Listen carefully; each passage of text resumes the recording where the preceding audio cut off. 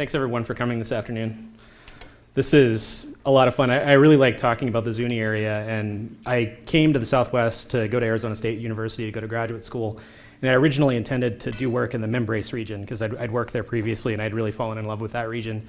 And the summer before I started graduate school, I was lucky enough to join my future co-advisor Keith Kintig's field project in the El Morro Valley, east of Zuni. And I sort of fell in love with the region and haven't really looked back since. And I really, have spent a number of years working in that area and got the opportunity to actually work for the Historic Preservation Office for the tribe for a time and to do my dissertation research in that area. And it is an easy place to fall in love with. It's a really beautiful landscape and a great setting to do archaeological research for a number of reasons. So you can see in the title what I have here today. I have lost century in scare quotes there. And this title is sort of a little tongue-in-cheek because it's neither lost nor a full century. 90 years is really what I have as I have it plotted out here. But this was the title of a Southwest Symposium session focused on this same era from 4 years ago that I was invited in. And I've thought a lot about this, about how archaeologists have often referred to this period as sort of a lost century of sorts, because there's substantially less work has been done in the Centerville. In the southern Southwest, it is quite difficult to even identify archaeological remains from the Centerville. In the Zuni region and other places like Hopi and the Rio Grande Pueblos, there's definitely, easy to identify continuous occupation from the 15th century to the 16th century and on, even to today. But there's still many things we don't know about what was happening in the Centerville, and really it's because of the pace of change of things that were happening in the last centuries before 1540, and the last years before 1540, which is the Coronado expedition, is when we traditionally sort of think of the end of the pre-Hispanic period in the Southwest. And, that of course saw Europeans and the Americans saw the Americas as a source of power for their own political struggles going on in Europe. And it prompted conquest and all kinds of other changes that happened after that. But what I want to show today is that the Southwest writ large and the Zuni area in particular were already rapidly changing places when the Spanish arrived in full force with Coronado. So the Zuni region I have mapped on here today, it's a linguistic isolate, which is really interesting. They speak a language not related to other languages spoken in the Southwest. It's more than 100 kilometers from other Puebloan communities. You can see in the Caris area to the east of Zuni is where Acoma is, the next closest Pueblo, and a little bit further to the Hopi Pueblos to the west. People in the Zuni region at one level share, a common identity as Zuni people, but they also have differences they recognize among different groups within this region. And this map shows major cultural and language groups from roughly the 16th and 17th century in the Southwest. And one of the questions I sort of want to address is this is the Southwest that was encountered by the first Europeans in the region, and it's not too dissimilar from some early historic accounts in the 19th century as well. But this is not how things were for a very long time prior to this. There's the organization of the way people were distributed in the landscape and how they interacted with each other had probably changed quite a bit in the last few years, right before we have the beginning of historic records. So really what I would want to talk about today is what was the Southwest like when Coronado arrived. And I'm going to start, just because it's kind of fun to talk about, with just a little bit of an overview of Coronado's arrival in 1540. So you can see on the map to the right the estimated path that Coronado may have taken through the Southwest from western Mexico all the way up into Kansas, so quite a long way. And this was driven by rumors of gold and other riches in this area that had been brought by earlier explorers just a year before who had come back through this area and actually seen the Zuni Pueblos. And essentially, when we look at the historic accounts of Coronado's trip through the Southwest, they can tell us a lot about what was happening among different communities and in the Zuni region at this time. And one of the things that I really want to highlight is the Southwest that Coronado saw was a really interconnected Southwest. People from many different places, were fully aware of things that were happening far away from their homes. He met people in southern Arizona and even further south that had knowledge of Zuni and had actually been there and traveled there and even spent time working in fields and things like that. So that's one thing to keep in mind. We often think of populations as being somewhat isolated from each other, but the Southwest he saw was definitely one where people were connected at great scales. And also, I always think it's interesting how easy it was for him to find people that could translate languages as he went along. There wasn't a whole lot that had to happen for that, for him to be able to find people that could speak the next languages. They continued all the way throughout this large portion of North America. So that's really, really interesting. In 1542, Coronado got called back to Mexico to help quell uprising of Mexican Indians. And because there wasn't this huge mineral wealth in the Southwest that they thought there had been, there wasn't another major expedition into this area for another 40 years. So this is really a window we have of one slice of time of what was happening in this area. So another point that I want to make is that we often, if you go see the movies they show at the IMAX of the Grand Canyon of these different places, sometimes get the picture that this was a small group of Spaniards, traveling in small groups, but this was a huge group of people. So an estimated about 375 Europeans of status, about as many slaves and servants, hundreds of women and children, and the largest single group of people with them were about 1,500 Mexican Indians, so that they had been their allies in conflict with the Aztecs in Mexico as well, allies of the Spanish. So this image, which depicts an event that's probably at a pueblo in the Albuquerque area, as it might have occurred, you can see people with the swords with obsidian blades and the coats made of jaguar pelts and things like that. So this is, one of the things that I want to point out is the largest group of people that were part of this expedition were actually native people from northern Mexico. The very initial contact that people at Zuni had with Coronado's party was not a good one. So in the beginning of the summer, around the solstice, in July of 1540, an advance party of Coronados encountered some people that were probably making a pilgrimage that Zuni people still make today, that Zuni people that have recognized this account have recognized this as what was probably happening.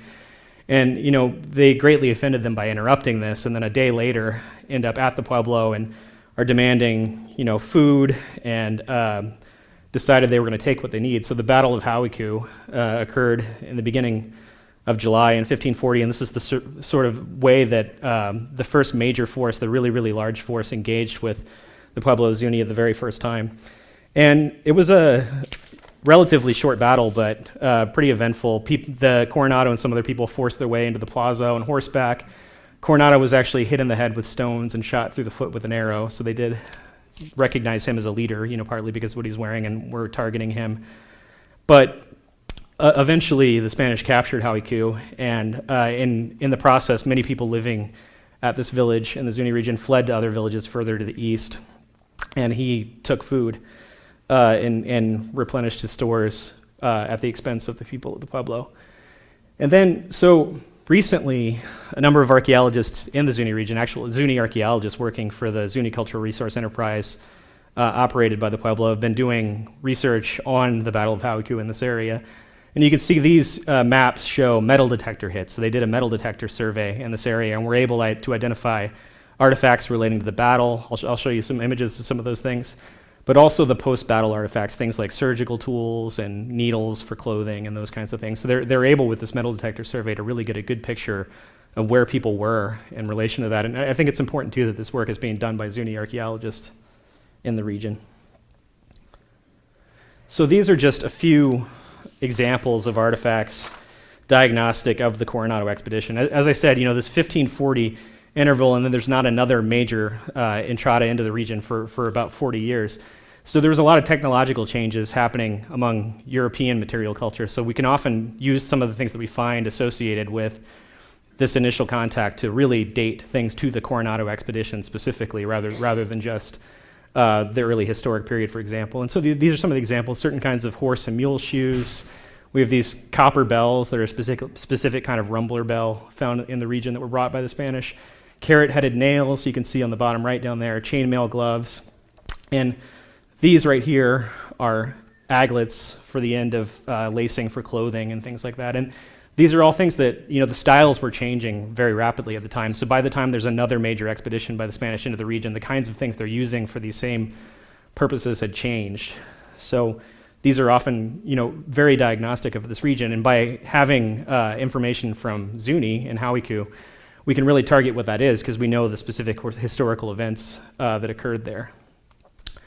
Another example is crossbow bolts. So at the time when Coronado was there, crossbows were the primary weaponry they were using. They made this particular diagnostic kind of crossbow bolt. And these have been found in a number of places in Texas and New Mexico and various places, including Zuni.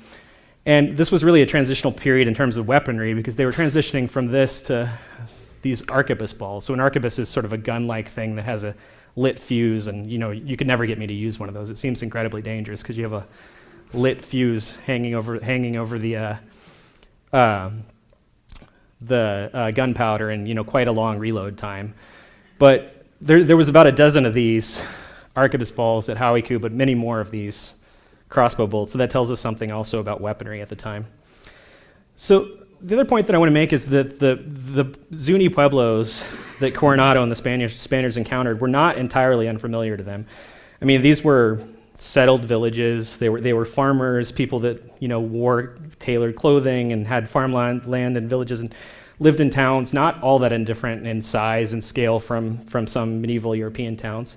So that's kind of interesting. But when we look at images and maps, these are some 19th century photographs of Zuni Pueblo, so the Pueblo of Zuni today. This is probably relatively similar in a number of ways to the Zuni that Coronado encountered. And he's an outsider interpreting what he's seeing, so we always have to take that into account when we read these historical documents, that this is his interpretation of what he's seeing.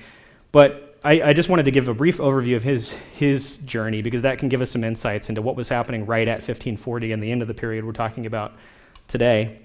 But now, to give you context for this lost century, I really have to jump back even further. So I'm going to be talking about the period from about 1200 to 1450, first across the Southwest as a whole, and then zooming into the Zuni region in particular.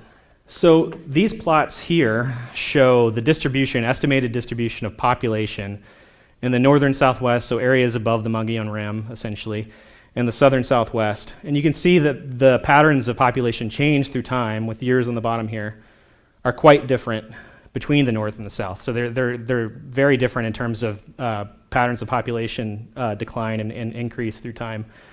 This is the interval of contact right here that I've been talking about. And I wanted to point out that this is a major period of population decline in the southern Southwest that predates contact by centuries, which is really interesting. And it's a long period of decline.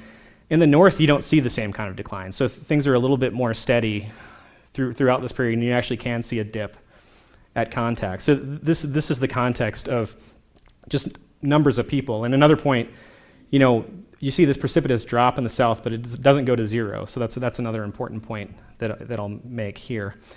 I'm going to show the same thing now as a series of maps. So these maps show, based on large archaeological sites that are well documented across the Southwest, where people were living in 50-year intervals. So I'm starting at 1200 to 1250. And the dark areas are where there was lots of people. So the Phoenix Basin is the largest concentration of people. This is the Mesa Verde area in Colorado, another large concentration of people. So let's go through time here. So in the next interval, you can see it looks fairly similar. Still a lot of population on the north, a lot of population on the south, not a huge break between the two. And then, so now we're going to go to 1300 to 1350, and that's a huge decrease of population in the Four Corners. So the depopulation of the Mesa Verde region, most of northeastern Arizona, northwestern New Mexico. So these areas that had been occupied for thousands of years, all of a sudden don't have large sedentary villages in them, though they had for a very long time. So keep this in mind, this depopulation that's occurring right at the end of the 13th century. And I'm going to talk a little bit more about that. Moving on, we see similar population patterns into the next period, but we're getting more and more of a break between the north and the south that's even more emphasized by 1450. So we really see a separation between the north. This is Zuni right here. This is, again, the Phoenix area and surrounding areas. Then by 1450, when we're looking at large sedentary pueblos, we only see easily identifiable population on the north. There are still people in the south, but they're living in ways that are a lot harder to detect archaeologically, and they're not living in large concentrations. We can use historic documents to estimate where people may have been living. And this is a much later historic representation of where people were living in the southern Southwest. So these may have been some of the same places that were populated at the time. The point that I want to make is this isn't an empty landscape, but it's really hard for us archaeologically to detect population in this lost century, as I'm talking about in the southern Southwest. So I described that depopulation of the Four Corners, the Kayenta region in northeastern Arizona, and the Mesa Verde region. And one of the things that we see just on the tail of that depopulation of the northeastern Arizona, up here in what's known as the Kayenta region, is we see the arrival of building styles, architectural styles, portable material culture, things like pottery and things like that, in the southern Southwest that are made in styles that are very much characteristic of the northern Southwest. So this is a vessel here that was found and made in the Kayenta region up here. This is one from southern Arizona. It's very much the same, but we can tell that it's locally produced by looking at the pottery paste and things like that. We also see construction styles, like this particular style of entry box and related hearth that are in the southern Southwest, had never been there previously but show up after this. And also architecture like kivas start to be constructed in areas to the south. So based on this, a number of archaeologists, including a number of researchers at Archaeology Southwest, have talked about these zones in the south where people who had fled the north, who'd left the north due to drought and other social changes, end up coming south and establishing communities in portions of the southern Southwest, in both occupied areas and in some unoccupied areas. And the interesting thing about this is that when they first arrived, they seemed to be recreating a lot of things they had done in the north, but that, as we'll see, that quite quickly changes. So by about 1325, what we see in those same areas that had been the landing zones for northern migrants is we start to see new cultural developments, which we call Salado. We relate to Salado, and this is Salado polychrome pottery, some beautiful examples on the right here of Salado polychrome vessels. And the interesting thing about this is that these are probably first made and used in the places that had been the location of those northern migrant communities. And they have a lot of stylistic similarities to pottery made by the northern communities. They're made in a coil and scrape method, which is characteristic of the north, and they're made with some designs that relate to the north. But within about a generation or two after that, after this initial creation of this new Salado polychrome pottery, we start to get some regional divisions. And the regional divisions are really interesting to me because what we see is in areas to the east where people had been making what's called smudge pottery. So they're smudging and polishing the interior of the pottery and making these really black, highly reflected surfaces. People start producing these Salado vessels also using that same characteristic surface treatment. So they're kind of blending things that had been in pre-existing local traditions with with this northern-inspired and northern-related set of designs and characteristic designs. So that's a really interesting set of changes that are happening in the last years before we stop seeing those large sedentary populations in the south. So by 1450, it's really hard to detect populations in these areas. So now I'm going to jump back up to the north, so that's the kind of context for the southern Southwest, and talk about some of the things that were changing right before this time in the Zuni region. So we're seeing huge changes in settlement, location, and organization. I'll show you some examples of some of those. Agricultural land use is changing. We have ceramic design and technology. The sources of obsidian, volcanic glass that people are making tools from is changing, and also the frequencies of those tools, and also mortuary practices. And for a number of years, archaeologists have suggested, this could be related to increased interaction with other regions or migration of people from elsewhere in the Southwest, again, into the Zuni area. And just about anywhere you can think of has been posited as a possible location of the origins of these migrants, everywhere from the Phoenix Basin, Tucson area, further south in North Mexico, nearby areas along the Little Colorado. So many different places have been posited as possible sources of migration. One of the things I want to do today is talk about which areas may be the most likely and how did this new population coming in possibly relate to the population that was already in the region. So that's one of the things I want to talk about. And this is actually one of the oldest archaeological questions there is, because one of the very first formal scientific archaeological investigations in the Southwest was really about the origins of modern Zuni culture and how that came to be and how that related to things in the southern Southwest and Phoenix. And a lot of the early excavations by Cushing and the Hemingway expedition were actually driven by a goal to answer this question. So this is really, we've been trying at this since the very beginning, and we still don't have all the answers. So the first topic I'm going to broach here is the changes in settlement organization and location. So this map here shows the Zuni region from about 1150 to 1275, so mostly in the 13th century. And every one of these dots is a major village with 50 or more rooms. So these are only the big villages, and the size of those dots are scaled based on how big the villages are. And you can see that pretty much everywhere that isn't at very high elevations, like these mountains here, or some of the very dry and low spots out here, we have large villages occupied pretty much across this landscape. And you can imagine just tens of thousands of smaller pueblos dotting every little nook and cranny, every little valley in between these. So really a quite extensive population. People are living in almost every spot. There's not really large gaps between any of these major valleys. So it's a full landscape in some ways in terms of people are using almost every portion of it. And on all these maps, you can just think that elevation is lowest here and highest here up to the east. I circled this area here on the map because this is the location of the modern Pueblo of Zuni. And one thing that I want to point out is that you don't see any of these large villages at all in this area. So there's people living in this area, but they're in smaller settlements at this time. So the area that eventually becomes the center of Zuni population was not heavily occupied during this interval. So sites occupied at this time often consist of relatively small structures. You can see the photo on the top left just shows you what we typically see of a typical kind of Pueblo III period, we call them, structure on the surface. It doesn't look like a whole lot until they're excavated. But they're sometimes found in association with other structures and clusters. So the map on the right is what's known as the Los Gigantes community in the El Morro Valley east of Zuni. And this consists of a series of closely spaced structures that are all a stone's throw or less away from each other. So people are building and living in these relatively small houses, but they often have neighbors that are not that far away. And I like to say this is a survey that I did, and you can see these three structures right there. This is a great place to survey, especially when you're in the open areas, because you can plan your day, because we're recording this Pueblo at lunch, and I can see the next two we'll do by the end of the day, and we'll stop after we record that one. So, it's kind of cheating, I think, almost, because you can see them so well, and you have these clusters like this, but it's a lot of fun. So examples of structures that are excavated, these are all from the Los Gigantes area. You can see masonry walls and often flagstone lined floors, so they have these really nice floors.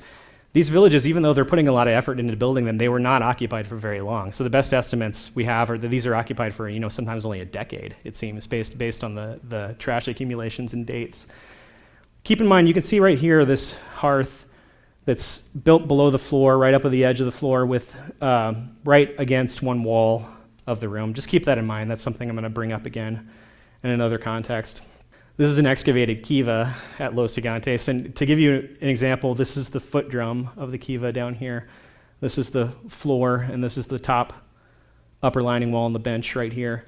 So what you can see is everything from here to the top of this entire thing right there, that's all bedrock. They dug through bedrock to make this. And this is, again, I'm saying this isn't a place that's occupied for a very long period of time, but they're putting quite a bit of effort into constructing some of these structures. So it's quite interesting. And this was a very fun feature to excavate because of that. You can't really get a sense of how deep this is, but it's quite deep from the top to the bottom there.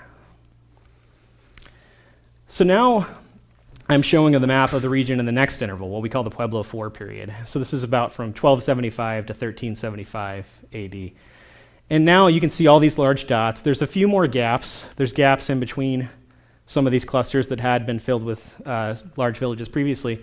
And unlike that last interval, we don't have people living in every little nook and cranny between this. This is pretty much what you see is what you get.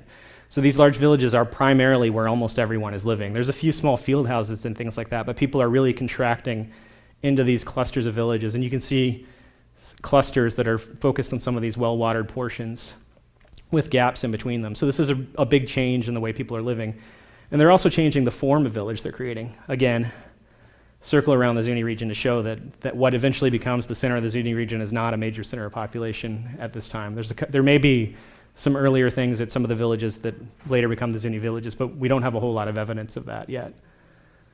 So these pueblos are, rather than being sets of small houses and clusters next to each other or a few large pueblos, what we have are these massive planned pueblos that are oriented around plazas. So this low spot here is a plaza, and this is a multi-story village. You can kind of see the multiple stories along the edge there. There's a great 3D reconstruction of what it may have looked like when it was constructed. And from the surface again, so you can see the style of architecture isn't all that different, but these are much larger, and many more rooms are being built in one single event.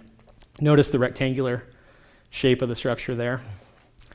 Here's another one from the Zuni region. This one's circular, very much the same, and it has a central plaza and this circular multi-story construction around the edge. Then we have one called Klekon, which is one of my favorite sites in the Southwest. And you can see this square here, circle here. So it's actually a combination of the two, the square and the circle. And to give you an idea of scale, that's a little longer than a football field on a side. So these are truly huge pueblos and massive, the largest aggregations in this region, and for a very great distance around these are the largest pueblos. In some cases, people had previously been living not that very far away. This is an earlier pueblo right here on the spine of this little ridge here. It was occupied just prior to this one being built, but really, this is a huge increase in scale in the number of people that are building structures together at one time, so a scale of cooperation had increased greatly. So this is that Pueblo 4 map again. Now I'm going to do the big reveal of what happens to the distribution of population right at the beginning of this protohistoric period that I'm talking about today. So that's a huge change. Where there had been extensive population across many of these areas, what we see is a concentration of population, not just to one place, but in one place that had not ever really been the major center of population in the region. So it's a shift. So think about this when we're talking about local people living in the region and newcomers. They're both moving into an area that's somewhat of a new environment. And it would be closer to some than others, but it's a location that they're establishing villages in that hadn't been a center of major villages prior to that. And this is just a map showing the villages that were built at this time period. Most of these were occupied when Coronado entered the Southwest in 1540, and all the way until the Pueblo Revolt in 1680.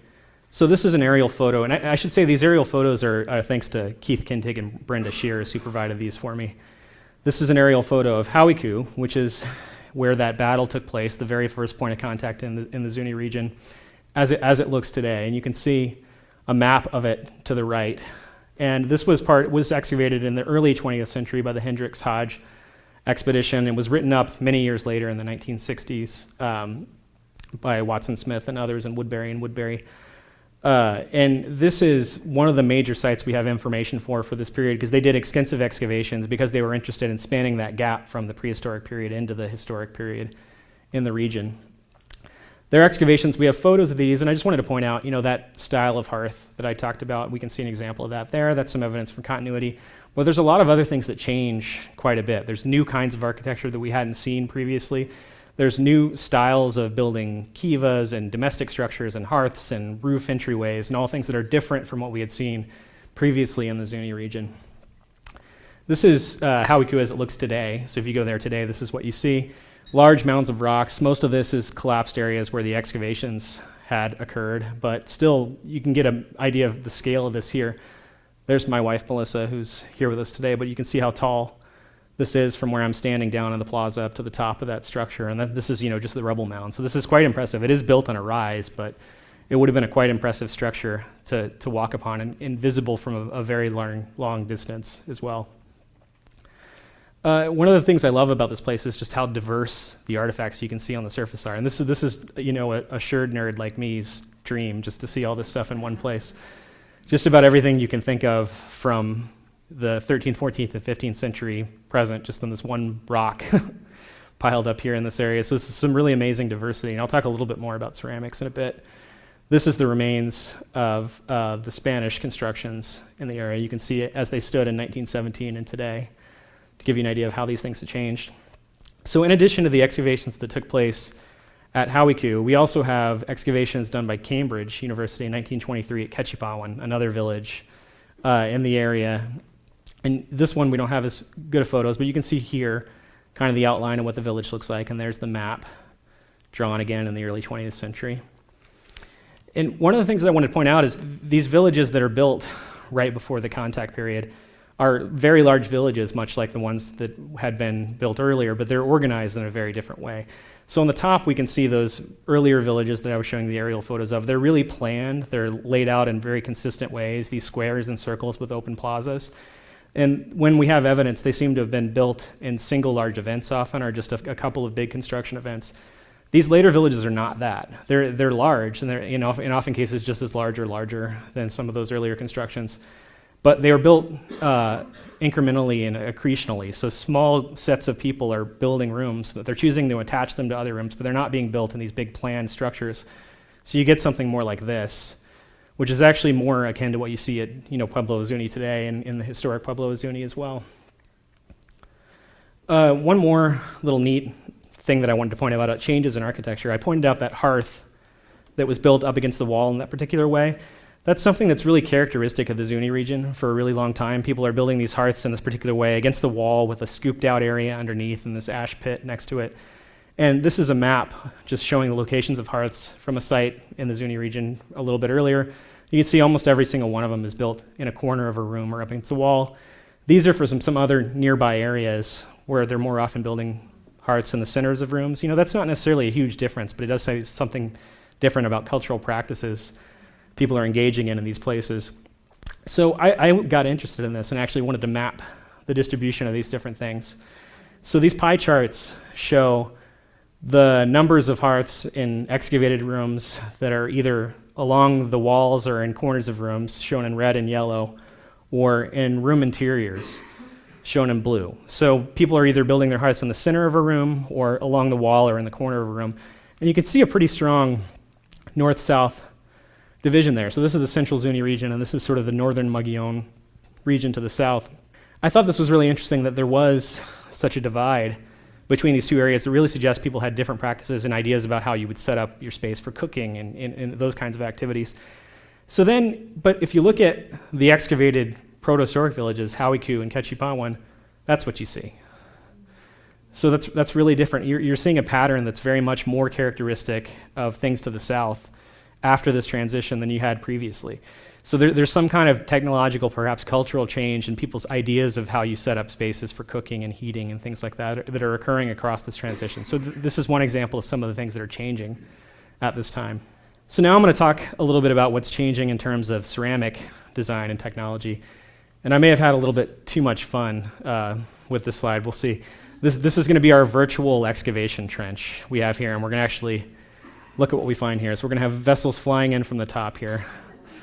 So this is a typical ceramic, the kinds of vessels you would see from the period from about 1200 to 1275. You can see that, we have jars that are mostly slipped in white clay and bowls that are mostly slipped in red clay, and that's a pretty strong pattern we see for a long time in this region. They're decorated with really similar geometric designs, both the bowls and the jars, though. You can see these kinds of hatchered patterns and solids and how they interlock. All geometrics. We don't really have life forms or other things that are painted in some areas at this time.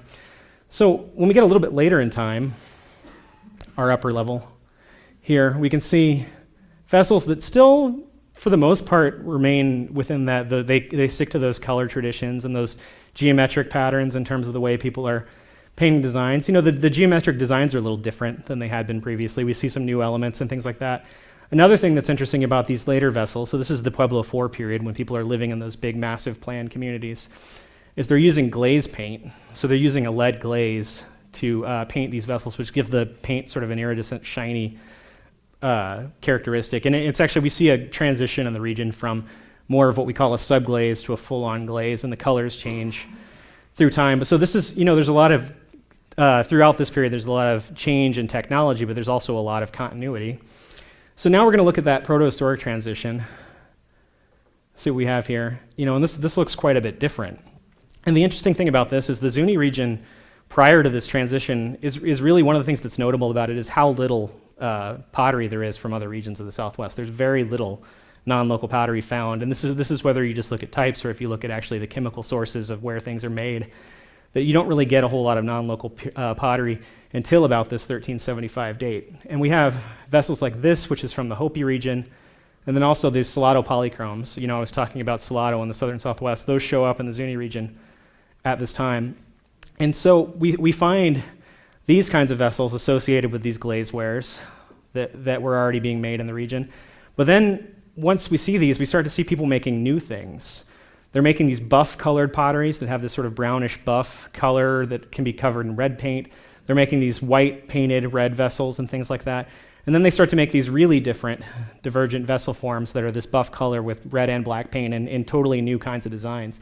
And the thing that's interesting about this is, and Barbara Mills and Greg Schachter and several other people have written about this, is that this was a ceramic technology and design tradition that was new for everybody. So this was new for the local people living in the area, this was new for the migrants in this area, and they've argued, and I think convincingly, that the creation of this new design tradition that was created by them together may have been an important part of accommodating new groups coming together at this time. And the interesting thing is it seems to work relatively well, because by the later Protohistoric period, this is essentially what they're making. Everyone is making this buffware pottery. So this non-local pottery goes away. These few transitional examples go away, and we're left with just this for a very long period of time until about the mission period in the Zuni region. So there's a number of really, really interesting changes. And the other thing I should point out is that these later vessels, they get rid of the glaze paint that had been characteristic of the regions for so long. So they're going to a matte paint. So that's another thing. They're transitioning, and also the technology of ceramics as well. So thanks for touring my virtual excavation there.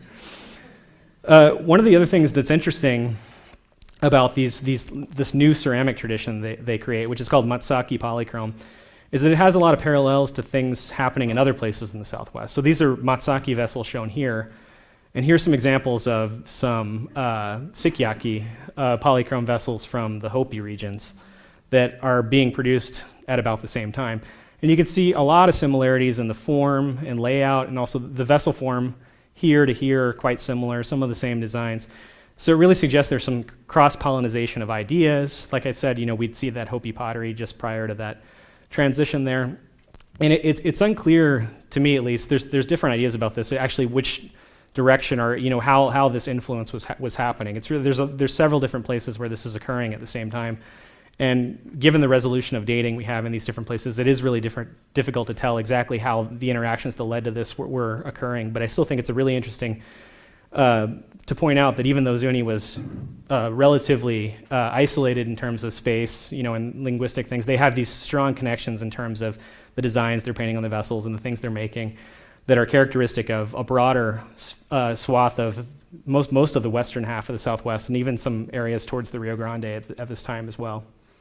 So now I'm going to talk a little bit about mortuary practices and how that was changing at this time. So at the excavations that occurred in the early 20th century at Hauiku and Ketchipawan, there were a little over 1,500 burials were excavated as part of those two excavations. And we see some really interesting patterns in the map here. You can see clusters that seem to be discrete cemetery areas. So sets of people that are buried in separate units from each other. And Todd Howell, whose map this is, had shown in his dissertation research that people buried within a single cemetery tend to be more related to each other than they are to people in other cemeteries. So there seems to be some sort of lineage things going on in terms of who's deciding who's being buried where. Another thing that's really interesting about this, and every one of these dots you can see is just a burial in this area. But what we get at this time, for the long history of what we know about mortuary practices in the Zuni region prior to this, is what we have is burial. We have inhumation burial, where people are being buried whole. What we have later is the arrival of cremations. And the cremations that are occurring there are occurring in discrete areas. So these three areas that I've circled here are basically 99% cremations, and these areas outside of those circles are 99% inhumation burials. So it's about a third of the total excavated burials at both sites, Hauiku and Ketchipawan, were cremation, which is really interesting, and I think that's a different practice. And not only is it cremation, but it's a particular style of cremation where they're placing cremated remains in jars with a bowl on top and a sherd knocked through the bottom of the bowl. And it's a particular style that I'll talk a little bit about where possibly the origins of that are, but this is an interesting piece of evidence of how new arrivals may have been integrating themselves into communities at this time. And it seems from the types of bowls and vessels that these cremations are associated with, that this just barely postdates that glazeware ceramic production. So we often find these associated with those non-local vessels in the region, and also those later Matsaki vessels that I talked about, but you don't find these in association with the glazed vessels. So this is really a small slice of time that we're getting at here when this change is starting to take place, which is quite interesting. So where in the Southwest do we have to look to find evidence of this? And there's a number of places to the south where very similar practices of this cremation in vessels with the killed vessel on top are known. And that includes the Point of Pines area, where you actually have inhumations and cremations found in association to each other, which is really interesting. Areas down near Safford and also the Cliff Valley of New Mexico, so the area just over the border, kind of Mule Creek, Cliff Valley area over the border. And interestingly, these places are marked by a lot of variation on the kind of architecture we see, but these are all places where people have hypothesized northern migrant communities had arrived earlier, and then we have the development of that Salado polychrome tradition. So these are all places within that Salado sphere. And remember, I said that the timing of this is right when we start to see the Salado vessels to the north, and also these cremations are often associated with those Salado vessels. So that's a quite interesting piece of information there. So now I'm going to talk about a little bit of recent research that I've done to get at this in a slightly different way. I'm talking about what I'm calling biodistance analysis. So as I said, there'd been a number of excavations of human remains and burials in this region done a long time ago. And one of the things that has been popular for a long time for physical anthropologists and people in doing work in this area is they measure certain key landmark measurements among different places along the facial skeleton and things like that. And they had different ideas about what that meant than we would interpret things today. But a number of more recent physical anthropologists have shown that you can use similarities in the measurements of people's distances between different facial landmarks and things like that to get at the idea of genetic relatedness in some ways. So there's a way to look at biological material to estimate genetic relatedness. And the important thing is that what I've done is all old data. So these are things that had been published for almost 100 years when I did this, but no one had actually done this analysis at the time. So I compiled a lot of this information from different parts of the Southwest. And I'm not going to go into a whole lot of detail of this, but the basic premise is that populations that are exchanging genes, genetic material, are going to become more similar through time. So that's the basic premise of this, which is relatively simple and borne out in a number of physical anthropological investigations. So I don't want you to worry about this next plot. They show you exactly what they mean, but the plot to the top shows the similarity scores designed in a certain way. So basically, when things overlap, they're very similar. Just think of it that way. For the Zuni region in the Pueblo III and Pueblo IV periods, so from all the way back to the 1200s and earlier to the Pueblo IV period, and you can see quite a lot of overlap between those two time periods that suggest a lot of genetic continuity across the region through time. And what we see here is in blue the protohistoric period compared to those earlier periods. And this looks like a big shift, and it is. It suggests a lot of new genetic input into this region at the time. But the important thing to remember is the sample sizes are really different. So really digging into this thoroughly, what this tells us is that the region was home to a large local population that was joined by people that they hadn't been part of the same genetic population for several generations prior to that. So this is biological evidence of this immigration into the region. And there's a number of lines of evidence that suggest that this likely related to broadly defined Uto-Aztecan speaking groups, and that's sort of a large category that may have consisted of people from either the northern or southern Southwest. But I think for a number of reasons that I lined out here that the southern Southwest is quite likely. So to give kind of an overview of what I talked about, what we see in this protohistoric transition in the Zuni region is a large local population that's moving about the landscape and changing through time, but then they're joined by new arrivals and new technologies. I talked mostly about connections to the south, but there's also a number of pieces of evidence of connections to areas to the west and Silver Creek and Petrified Forest and some of these other places there. And what we see is, I talked about these regional traditions of Salado polychromes, and a lot of those specific regional traditions point to not just the Salado area writ large, but also this eastern portion of it. So we're actually getting to where we're starting to be able to narrow in on the most likely places that were sources of population coming into the Zuni region at this time. And there's a number of new analyses that we're hoping to do in the future, including some ceramic sourcing and things like that to get to that. But one of the things that's interesting is what we really see is rapid social accommodations. We have local populations moving into a new area that hadn't been their major center of population. They're being joined by migrants from many other different parts of the Southwest. And what they do is they create something new together, which is this Matsaki ceramic tradition and other new practices that they're creating together. So this is really a story about how people at Zuni formed through the consolidation of multiple groups. And I want to end with just talking about how that's really congruent with Zuni's own recorded histories about their own past. And this is a map from the Zuni Atlas put together by T.J. Ferguson and Hart that just shows major vectors of population movement in Zuni histories about their own origins and movement through time. And you can see, different segments of the population going to the north, coming back, arriving at Zuni, some going south and then returning. And I think, some of these Zuni traditions are preserving information about these movements we're now able to document archaeologically. It's hard to say exactly what, when they're referring to these things that are in the deep past, exactly when they're talking about, but I think there's mounting evidence that they're recording information about what we're observing now archaeologically, which is quite interesting. And it really suggests also that how using this kind of information on Zuni traditional histories in their own past is an important part of evaluating and getting new ideas for archaeological research as well. So that's what I have, and thank you very much.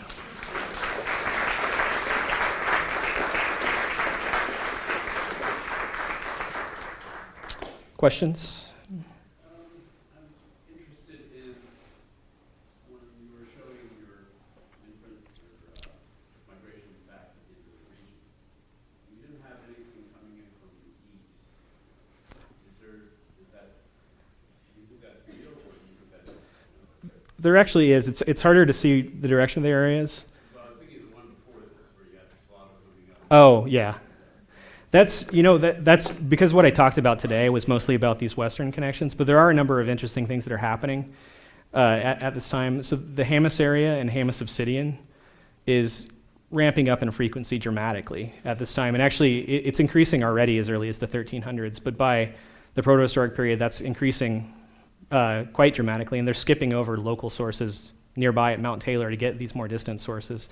So I think there are some other pieces of evidence of more distant connections to the east as well. They're probably not as well understood archaeologically at this time, and part of that is because the areas around Acoma and the Rio San Jose and things like that haven't been documented as recently archaeologically. But I think people that have worked at places like Pottery Mound and some of those places also see connections to the west and to the Zuni area. So I think there's a whole growth area that we could explore those connections in other directions, and those are important as well. So thanks for pointing that out too.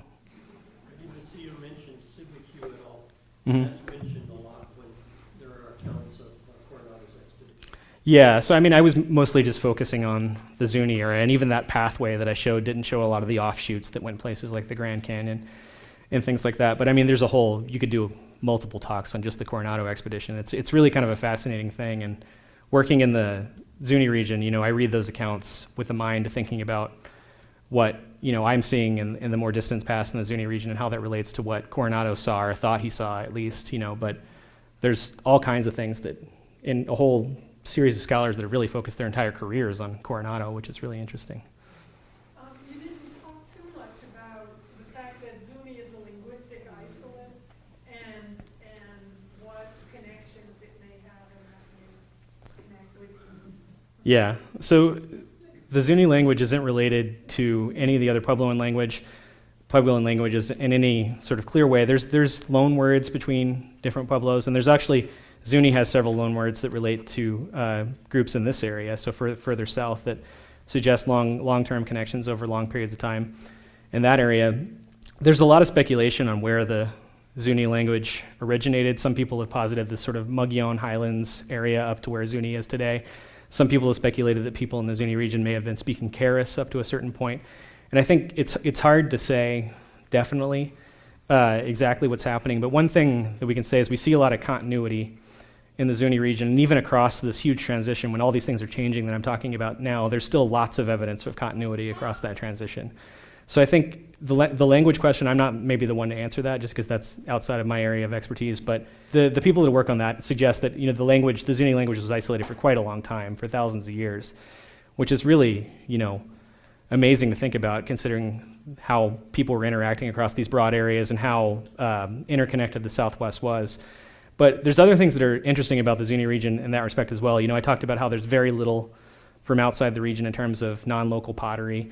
And actually, in a lot of different lines of material culture where we see things that are widespread across the northern Southwest, Zuni is often a hole in that distribution. So there seems to have been somewhat of a separation from a lot of broader traditions. Some of the changes I was talking about happening at Zuni, like this increase in frequency of obsidian and some of these other practices that are happening, those are things that had happened 150 years or earlier in other parts of the southern Southwest. So in some ways they may have, by choice isolated themselves from some of those developments. What evidence of conflict is there in this? So, yeah, at the time leading up to this, there is evidence of limited conflict throughout time, but right prior to this period, in the late Pueblo IV period, when people are sort of circling up in specific places, there are a few incidences of conflict that are quite clear in the archaeological record, and in places to the south of Zuni and things like that. And it's hard to know exactly what the politics and social relationships were involved in that. But at the time, we're talking about a little bit later here, where people are really, in terms of where they're physically living on the landscape, isolating themselves. There is periods of conflict throughout the colonial period, historic period. And one of the things that's interesting is simultaneous with this conflict, there's often continued interaction and exchange and even movement of people among these. So I think, it's quite a complicated issue, but in a lot of what we see may actually be social relations interrupted by Spanish contact. But this period right prior to that, there's not a whole lot of physical evidence in those early pueblos, those early protohistoric pueblos, directly relating to conflict, but there's certainly stories about, how forming those villages was difficult and the sort of social trials that people encountered at the time. Yeah, that's an interesting question, and I always like the scale of that transition. The way I always like to think about it is, if you were born in the Zuni region in 1260, you probably lived in some little pueblo with your family, and by the time you were 25 years old, you and everyone you ever knew lived in one of these massive pueblos, and then your children would know nothing else. That's essentially, it was this rapid transition. So that was a really abrupt transition in this region as well. But yeah, so you'd be living among a lot of people cheek to jowl that you're not related to, and maybe people you don't even know that well. And I talked about how those early villages in the Zuni region are occupied for really short intervals of time. One thing that's interesting is even those massive pueblos are occupied for about a generation or less. And when people are building new villages after that, they're still choosing to build these new villages, but what they're doing is they're building smaller ones. And then eventually, by the time we get to the protohistoric transition, it seems to be giving more people decision-making power in how they're constructing their own space in relation to other people, for example. So people have talked about plaza pueblos in a number of ways, of defensive kinds of things, and also they've talked about the panopticon nature of these. Everybody can see everybody, and that's sort of a form of social pressure that may have been quite apparent to the people living there.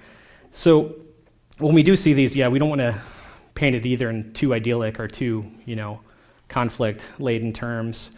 But one of the things I do want to point out is a lot of these large pueblos are not in particularly defensible locations. So a lot of them are in valley bottoms and things like that. But then there are others that are on these mesa tops and things like that.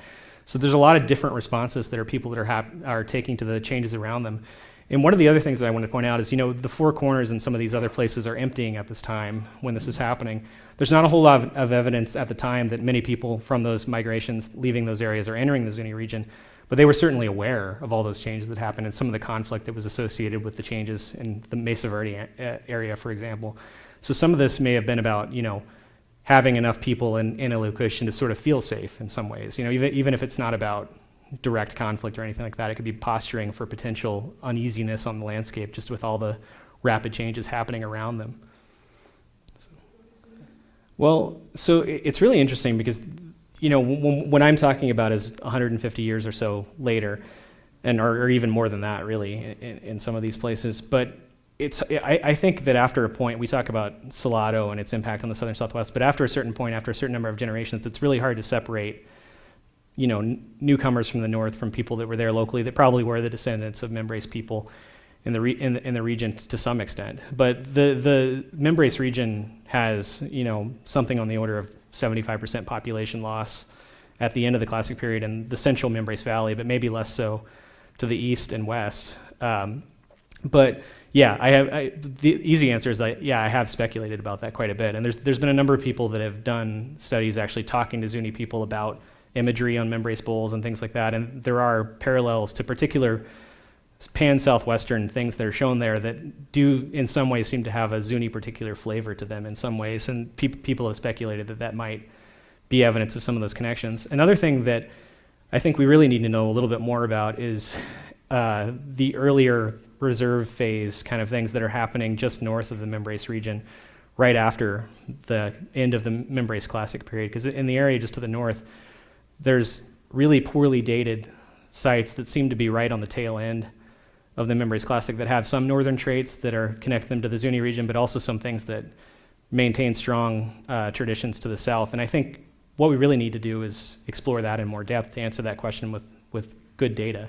But I can certainly speculate about it. And I think, it's likely that Mimbres people probably ended up in a lot of places, and among them, the Zuni region would be likely, I think. Bruce? I know nothing about Zuni social organization or just about anything else, but are their plans, their plans have the kinds of specific migration stories that the plans that Hopi often do? Yeah, so they do have clans that do have different migration traditions, and that last map that I showed you is kind of at the scale of talking about multiple large sets of people together, these larger population units, which Hopi has versions of those kinds of movements as well documented. Those are specific footprints of the plans at those sites that they still maintain? Yeah, I think at the scale this is shown here, this is probably sets of clans and not necessarily like individual clans, but people do keep track of this. And a few people have noted that at Zuni, and this may be partly a legacy of historic changes that have happened in the region, but people do often talk about these larger units with more frequency than people at Hopi, for example, where people are often focused on the histories of individual clans when they're talking about movements in the past. And at Zuni, people that have looked at the historic record have argued that there is more of a tendency to talk about some of these larger units, which is interesting and may say something about the way people envision themselves in relation to larger groups for longer periods of time. It's also one of the things that happened after the Pueblo Revolt in the Zuni region is they came together into a single village, which is Zuni Pueblo today. And that process probably also influences the way people think and talk about their own histories in relation to other groups that they live among. So, Thank you very much, Matt. thank you.